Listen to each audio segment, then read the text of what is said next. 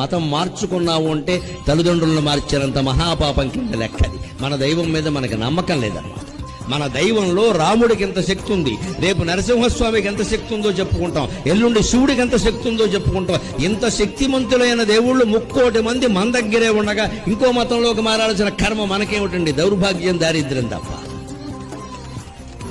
వాళ్ళ పల్లెటూళ్ళు మొత్తం నేను కృష్ణా, గోదావరి, ఉభయ గోదావరి జిల్లాలు చూసి చెబుతున్నానమ్మా. చాప కింద నీరుల పరమతాల వాళ్ళు ప్రవేశిస్తున్నారు.